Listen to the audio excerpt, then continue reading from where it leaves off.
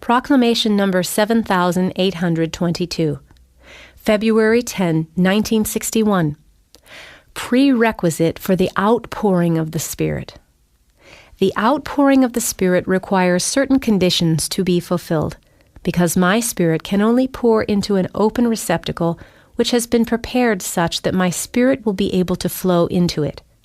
This preparation, in turn, requires psychological work which the person must have carried out on himself. In other words, the human being must have prepared an abode for me, because my presence is absolutely necessary in order to be able to express myself through my Spirit. Although the spiritual spark rests dormant in every person, it must first be awakened to life. The relationship with the eternal Father Spirit must be established first before it can express itself. And this bond will be established. The spiritual spark will come alive when the human being lives a life of love, when he, through loving actions, draws me, myself, to himself, who is love itself. Through love, the human being has to purify his soul from all layers which cannot be penetrated by light.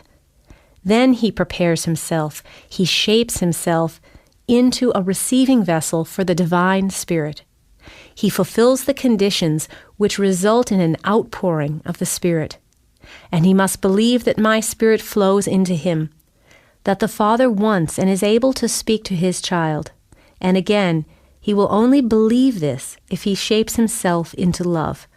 For only when he believes in a working of my Spirit within himself will he also attentively listen within to what this Spirit communicates to him. As long as this belief is missing, he will never be able to speak of a gift of the Spirit. He will simply not awaken the dormant forces within him, and thus they will not be able to express themselves either, although they are present in him. Love will, however, soon enlighten his thinking. This is why a loving person will also soon be able to believe if his striving is spiritually oriented, and he tries to live in accordance with my will. Yet my Spirit will not push itself to the fore. No human being will ever hear the voice of my Spirit who has not consciously established a bond with me in order to hear me, for it requires him to listen inwards if he wants to hear me and receive instructions full of wisdom, which only my Spirit can impart to him. And precisely this belief in the working of my Spirit has been lost by people, so that they look at a completely natural process, which was only intended to demonstrate my great love for people, with utter incredulity, even though I myself gave them a promise to stay with people and to guide them into all truth. They don't understand this promise, or they would believe in it and grant greater significance to my word, which sounds to them from above or is passed on to them through my messengers. My Spirit merely requires a prepared vessel so that it can pour into it. Then, however, he will also give evidence of himself.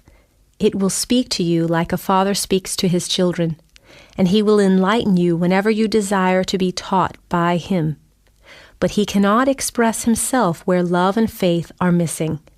Where the human being has not carried out the work of improving his soul by shaping himself into love and having already discarded all impurities of his soul. For I can only take abode in a pure heart full of love, which can bear my presence. However, whenever these prerequisites are present, that is where I dwell and testify to my presence. I pour out my Spirit over all flesh. I teach and comfort.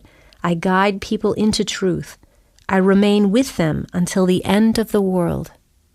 Amen.